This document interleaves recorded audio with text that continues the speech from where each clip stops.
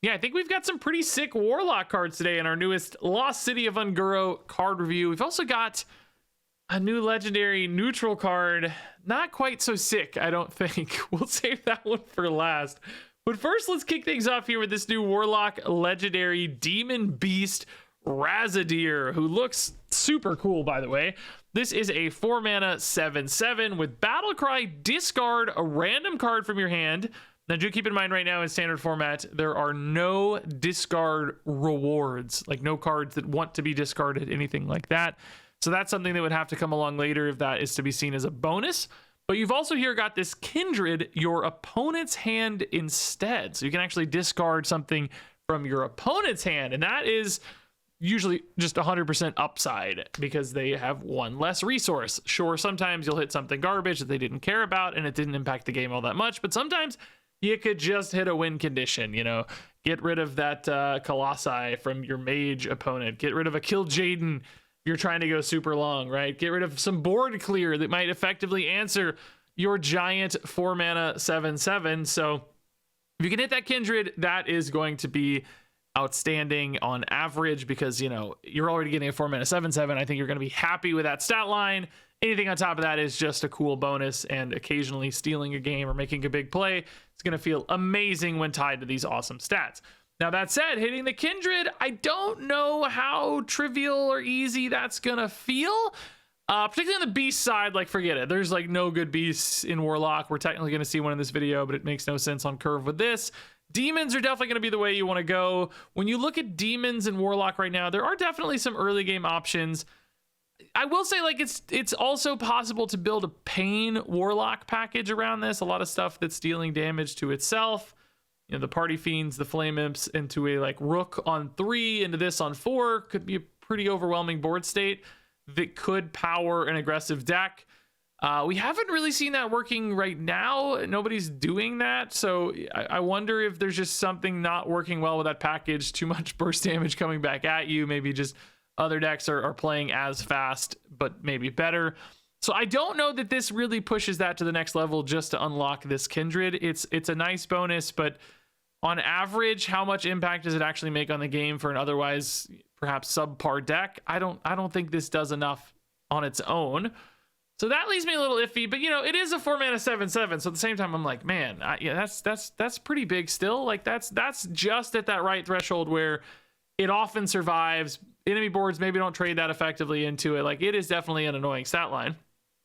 So you could maybe just play this as the 7/7 and tank the battle cry. Like, whatever, my hand's got a bunch of garbage in it. I don't really care about discarding much. I'm playing an otherwise proven aggressive Warlock deck that just uses this as a big old body.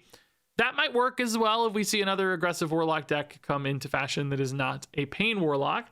Beast, I'm just saying, is not going to happen.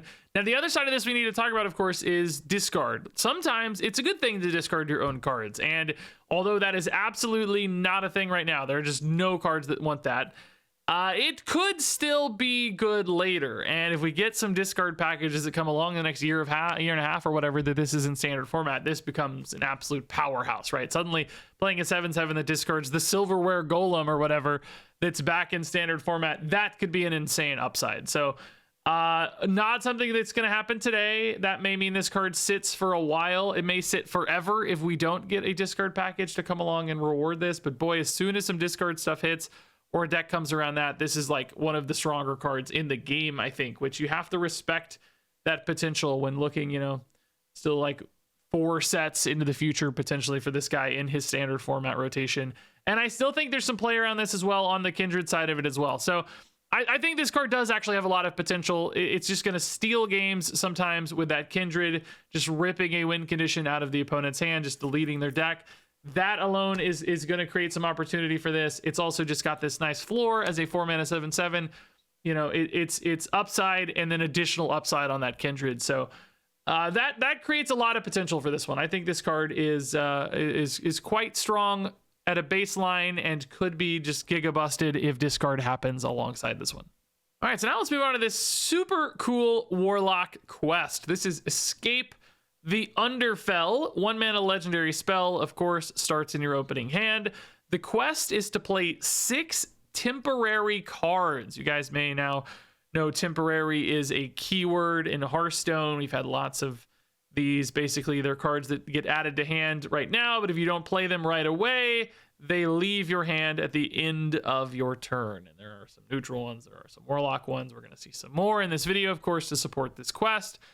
So that's the quest. The reward here is the Underfell Rift, which is going to open up this rift on your board. I guess it's going to be kind of like a dormant minion or whatever. Not exactly the same, maybe more like a Titan or its own unique thing, it seems. But what you're going to do is click the rift to activate it. Then you're going to throw a card into the rift. So basically, just take a card in your hand and just throw it in the garbage. Throw it into the rift, sacrifice it to the rift, which is so cool from a flavor standpoint. That does not cost mana or anything. You pick any card you want. Don't have to spend the mana on it, so it can just be any leftover thing. A temporary card that you don't need anymore, or whatever it is. Toss it into the rift, and you're going to get 2 random Fell Beasts. And the Fell Beasts you see here are 5-cost beasts, demons, that each have, solid stats and effects. So Taunt, Reborn, 3/5. 4/4 charge and elusive. Charge in particular offering some lethality seems very nice. And then also the Fell Screamer with rush and lifesteal offering, survivability and reactivity. So like board stickiness, damage, and the elusive is important, not just because it denies your opponent from dealing with this, but also prevents you from buffing it like crazy. Otherwise, of course, that could be scary. And then Fell Screamer, offers that reactivity to the board and some life gain. So I think a really good mix here of like stats and effects and keywords. Like each of these feel really good. I don't know if you're going to get 2 random distinct Fell Beasts. It doesn't say different, so you might be able to roll into the same ones twice. You might get like 8 damage or something. Do know you can only do this once per turn, so you can't just, cheese a whole board of like Fell Raptors or whatever. You can't get 6 Raptors all at once. It's once per turn, but this provides basically this kind of endless supply of stuff that just keeps you going forever and ever at a functional low cost, like just at the cost of a card in hand, but no actual mana cost. You're still gonna be able to play lots of other stuff alongside this. And man, this is just like a home run when it comes to flavor and feel. Just so like, man, this looks like crazy fun to me. Kind of has vibes of other Warlock things with like portals and, an endless supply of minions and stuff. That's also just really fun. Is it good though? Boy, I don't know. I think it's right on the edge. I think it's teetering on the edge. I'll say right now, if it didn't have charge, I would say it's garbage. I would think this has like no chance to get there because it just maybe can't compete with other long-term value game plans. I hate to always go back to Kill Jaden, but that's just how it works. If you're trying to grind people out late, they just remove, play the Kill Jaden, and then often they kind of catch up and stabilize.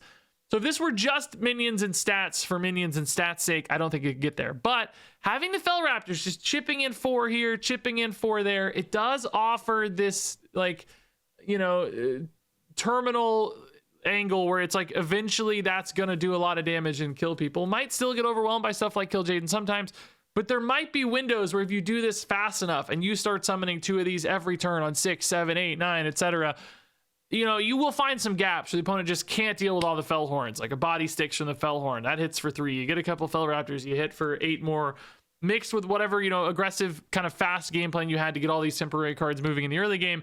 Maybe you do find some windows there in that mid to late game where this just overwhelms fast enough, because 2 per turn plus the normal stuff you're doing could definitely push over some decks before they get into that late game phase where they've really stabilized on Kill Jaden or whatever. They're just constantly on the back foot, and you just eventually break their back with this just supply of solid sized dudes.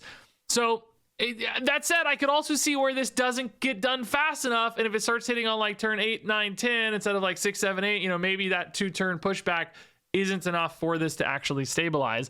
I will say, this has that kind of perfect mid-range dream as far as these minions are concerned, where if you do like get to this stage and you're playing kind of a minion-based aggressive deck, like Fell Screamer and Fellhorn are absolutely going to help you stabilize against those more minion decks that are aggressive, that don't have crazy late game. So it could land right in that sweet spot. I think there's definitely some potential it lands in that sweet spot. The question is just like, how quickly are you playing these 6 temporary cards? So let's go ahead and take a look at the rest of this package and the temporary cards currently in standard format, just to get an idea for how quickly this gets hit. I guess for the ones currently in standard, right, they are not super cheap to get going, like a lot of 3-cost stuff. But, you know, the temporary cards themselves can be cheaper, but like Snow Flurry, for instance, unreliable. Sketch Artist, you could definitely put only cheap temporary spells. Deadline, you would want to play right away and not trade. The Draenei definitely can be expensive. Solarium is an absolute powerhouse, and we can now see why this is in the core set as well. If you just have a super cheap deck with, like, you know, 0-cost cards, 1-cost cards, this could be a way to get 3 really fast, like turn 4 or something, you know, do this and rip off 3 1-cost cards. So could you build a deck with a crazy aggressive low curve of all like 1s and 2s and stuff and just push through to this to get it done? The challenge is you still have to spend 5 mana on the Rift itself. Like that's the thing for me. It's like, I don't think you're ever getting this done by turn 5. So you're kind of playing it on like 6 or 7 probably. You probably can get 2 of the beasts right away if you just have, you know, a cheap 1-cost card to throw into the Rift immediately or whatever. That's kind of a 6-cost play. That might be just a little too long. If this costs 3 instead of 5, I would have so much more faith in this, but 5 is like, it's so tough. So anyway, let's look at the rest of these cards because that'll offer some additional insights. So the first one here is actually perfect, right? This is Cursed Catacombs, 0 mana, discover a minion from your deck and make it temporary. Again, if you have a super cheap deck, it's just running all super cheap stuff to help you finish the quest ASAP, this could just get you a 1-cost temporary card that you play right away. That could be amazing for quest completion. Like, this is just super low overhead way to do that. I'll also note this card is also probably just pretty good in general. I think just having a 0 mana discover a thing from your deck is very powerful. And because it's 0, you don't have to like do this ahead of time or anything. It's not like you have to like, you know, bake that mana in early with something like tracking. You just get to do this when it's time to play the thing. So if you have an 8-cost card, just wait till turn 8, play this, find the big 8-cost win condition, and there it is. You don't care that it's temporary because you waited until you wanted to play it right away. So, you know, yes, sometimes that could result in you throwing away a card if you don't find your big awesome win condition you were looking for and you find something else. You play a second one of these to find the win condition, but you'd probably be willing to sustain any risk there. And just using this as like a perfect curve filler and a way to find stuff just seems really good. Like, I think this is just going to get played in lots of Warlock decks, and then also is a fantastic fit for Quest Warlock as well, and could be the sort of thing that makes that deck viable. We've also here got the Blood Petal Biome, 1-cost, discover a temporary 1-cost minion. So again, super cheap here, and this is kind of a great turn 2 follow-up to the quest on 1, Biome on 2, hit the button immediately, get a 1-cost to play right away. You're still getting, you know, a body down, so you're not totally sacrificing your early tempo, and getting a cheap temporary card. You also get another one on turn 4 to maybe weave in with a 3-drop, which is potentially good too. We're going to see a 3-drop here in a second that could fill that curve a little bit. So these pieces help, right? This is the right recipe for stuff. All these cheap little cards. Can you get this down quick enough with this sort of help? I will note too, like, I don't think this probably goes beyond a quest deck. I think this card is pretty much limited and restricted to quest decks. Most decks probably won't care enough about a 1-cost thing. Even a couple times, it's just going to be random little 1-cost garbage. And the sort of energy or mana flexibility here is not really going to be worth it. Although, do keep in mind that we do still technically have like location synergy cards. Is this another crazy cheap location that opens up that location giant, the seaside giant? Like, I don't think so. I don't think that gets there anymore, but just something to keep in mind, I guess. The next step is the Tunnel Terror. This is a 3-drop, a 4/3 beast. Death Rattle, get 2 random temporary 2-cost minions, which if you're playing this on turn 3, of course, that leads into a clean turn 4 for those 2 temporary 2-cost minions.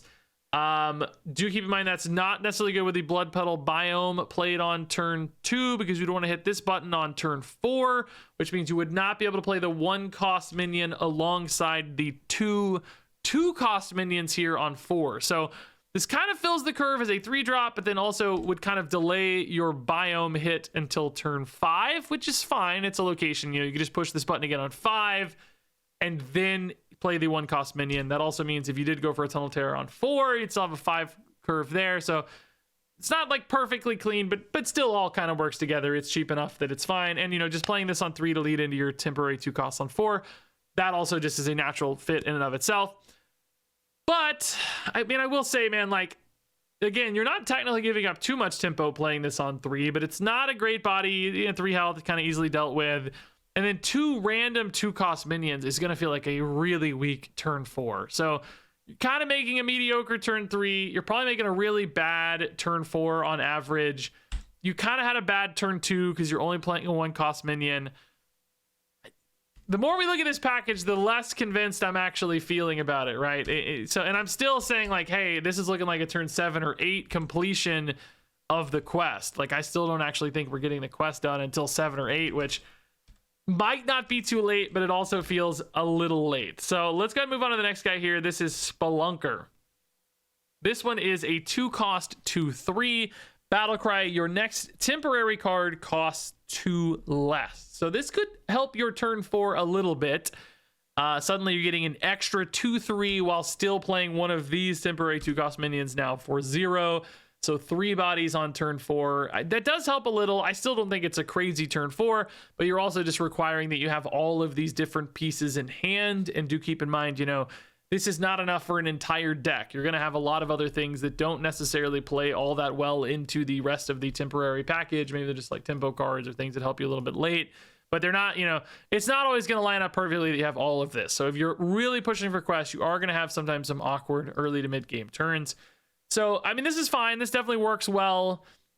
The great thing about this too is that it does work ahead of time, so you can kind of play this whenever, and then any temporary card in the future, even if it's on a future turn, like your Solarium or whatever, it could really help you ensure that your Solarium can hit like 3s and 4s and stuff, and maybe still be a meaningful way to push for your quest. So this guy is he's a solid addition to the deck for sure. Yeah, and I guess that guy closes the loop on all of the temporary cards. So now that we've talked about all of those in full context, is this card good? I don't think so, man. I think it's okay. I could see this being like a tier 3 deck basically, but I don't think this is going to push to that next level. I think the like consistency with which you're hitting temporary cards is going to be a little too light. I think that means usually this is going to push back to turn 6, 7. Maybe that's even completing it, and then you still have to play the Rift itself. Maybe that's happening on 8. I don't know if these guys are going to make a big enough impact fast enough for that to happen. Just 2 per turn needs to come down pretty early for them to start really swinging the game. I think it's going to come online a little too late. I think it'll be okay. I think it'll be solid tier 3 range deck, which is not necessarily good. Maybe even just like mid tier 3, not even high tier 3, but something people play for fun that like can compete a little, maybe get it legend with it, but just not that really high octane sort of thing we need for a deck to succeed in modern Hearthstone. That said, this is the sort of thing I want to play a lot because I think it looks super fun. So next up here, let's move on to another card that kind of randomly here uses the Fell Beasts. This is the Death Rot Maw. 6 mana, 2/8 taunt with Death Rattle, summon a random Fell Beast, which I'm only getting 1 random Fell Beast here. I don't know, man. Like 6 mana, 2/8's pretty slow. And the inconsistency with the Fell Beast too is like, are you playing this in a defensive deck? In that case, maybe you're not that excited about the Fell Raptor. Maybe you really wish you got a Fell Horn. And like anytime you hit the Fell Horn, you're excited because, you know, like 3 taunts in 1 could be good. Otherwise, though, a little wacky. Fell Screamer is probably also not too bad, but if the opponent's killing this for you, they kind of get to dictate how that's killed. They might kill it with a spell or something. You might not get any life steal or the trade up value. So I think ultimately, if this summoned 2, it might be too good, but at 1, I just don't think this one unfortunately gets there. Even with like crazy Death Rattle synergies and stuff, I'm not sure this is good enough. I mean, maybe there's something with you know, Endbringer Umbra and trying to summon a bunch of Fell Raptors, but that would be super inconsistent as well. So ultimately, I think Death Rod Maw is just too slow. All right, so next up here, a couple other random miscellaneous Warlock cards. The Story of Lakari, a 7 mana spell. At the end of your turn, discard a card and fill your board with 3/2 imps, and that lasts 3 turns. So, you know, nice callback to old school Quest Warlock from Goro for sure, with all the 3/2 imps. As far as a competitive Hearthstone card, I don't see this one happening. Like, it's sort of cool that, you know, you'd like to think one of these could actually stick and maybe hit the opponent pretty hard, but that is just so unlikely in modern day Hearthstone. There's just too many ways to clean up little boards. You'll either be dead by the time that these land, or, you know, the opponent will be a control deck that has no problem dealing with these. There's also like some world where you don't even really get the full value out of this on future turns because you probably want to play more minions. So it's like, I'm playing 2 or 3 minions, I'm only getting 4 imps out of my Story of Lucaria. Am I just going to pass these turns? Am I just going to only play spells? You know, maybe you play a Twisting Nether style card to clear and then leave a board of imps behind. Like, there's some things I don't hate about it, but it's just 7 mana is a big old commitment for this, and I think that's going to be too hard to pull off. Not to mention, it comes at the cost of discarding 3 cards. It's a huge cost. I don't want to lose 3 cards. So to me, the price to pay here is too high. The board isn't quite worth it. It's just going to happen too late, I think, to be good. I will add that caveat that if a discard deck comes along, maybe this has a little more upside. If there's a discard spell that says, hey, when this is discarded, you know, give your board +2/+2 or something. I'm not even sure that would work here, because I don't know if this happens simultaneously, if this would be in the wrong order, but you get the idea. If that sort of thing worked, maybe this gets an extra level of push, but ultimately I can't imagine what kind of deck is run around this, and I don't even think the discard upside offers much upside at all. I think it's still just too punishing. All right, so next up is Caustic Fumes, 4 mana Fel spell. Destroy an enemy minion and Kindred, deal 2 damage to all minions. So if you played a Fel spell last turn, you get this Kindred upside, which I do think makes this a solid card. That kind of flexibility that it can be a board clear is needed, but can also handle staggered boards, or in an emergency, just a crazy threat, you know, anything really big you got to deal with. We haven't seen a ton of success for these like 4 mana assassinate style cards, but this having the bonus does theoretically make it cooler. That said, Fel spells are not in the best spot for Warlock. A lot of these you just don't play. There's like technically some curve fits or like health drink and stuff, but I'll also say, like, just from a curve philosophy here, you don't really know when you're gonna need this. So sometimes it's hard to say, like, hey, I need to play a Fel spell on turn 3 for this on turn 4, and then this isn't any good on turn 4. You might need this on like turn 7, and then it's like, well, am I gonna play a Fel spell on turn 5? Do I have to, or turn 6? I mean, do I have to remember to play a Fel spell on 6? Am I gonna have done that? Like, why would I line that up necessarily? It's just gonna be hard to predict when you might need that, and you can't have enough Fel spells reliably to like actually have this ready to go when you need it. So between not having enough Fel spells and just like the timing aspect of this being weird, I don't even think printing a bunch of extra Fel spells or extra Fel spell synergy support would necessarily help this, because I think that timing is just a real downside on this one. I think this has a hard time just because that Kindred aspect is what makes this feel interesting to me, and I don't think it's going to hit reliably. That said, we do have this card. Is this the savior of Fel spells? Spoiler alert, no. No, it's not. This is the Whispering Stone, a 5 mana 0/8 taunt. With Death Rattle, get 2 random Fel spells. We just looked at the pool of Fel spells. They are not very good. Most of them suck, actually, right now. They cost health instead of mana, which that's usually a downside, right? That's like a bad thing, because that's risky, especially some of those like bigger Fel spells, you know, even 3 or 4 cost Fel spells. Like, man, like, yes, this lets you recover some tempo because you're not spending mana. You can do a lot of stuff in one given turn, but it's at a very high price with all that health cost. Now, obviously, we've had some synergies of that in the past, but remember they like changed the way this stuff works, where cards costing health no longer activates like Pain Warlock synergies. Remember, like, now you have to actually like do the damage, not spend it or whatever. So I don't even think this has like a Pain Warlock synergy anymore, assuming that still works the way I think it does, or as I remember. Please correct me if I'm wrong, but I think that's right. So I don't even know, man. Like, yes, you're recovering some tempo later, but you just gave up 5 mana to do nothing, essentially. Sort of heal 8, like slow your opponent down a little bit. This looks really, really actively terribly bad to me. I just do not think this is worth it. Usually this is bad to play, and then the reward is also bad. So, like, who's gonna want to do that? I just don't see it at all. All right, so finally here we have Krog, Crater King. This is a 9 mana 8/7 beast. with at the end of your turn, set the attack and health of all enemy minions to 1. So a big old debuff boy. I guess they get so scared they shrivel up. They can't deal any damage hardly or survive anything, which I think is pretty bad. You know, like technically, yes, this could like save you a lot of life, could kind of stall out an opponent a little bit, but you know, they're still going to have stuff on board. Any effects aren't dealt with.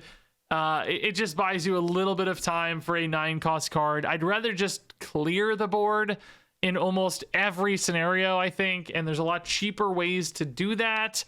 This is not something that survives like multiple turns ever really in Hearthstone. So it's not like you're debuffing multiple boards. I don't think. There are like technically some other end of turn effects that could perhaps synergize with this, some kind of AoE that goes off at end of turn, stuff like auras or whatever. This could then become kind of an equality consecration as opposed to just like a debuff stall.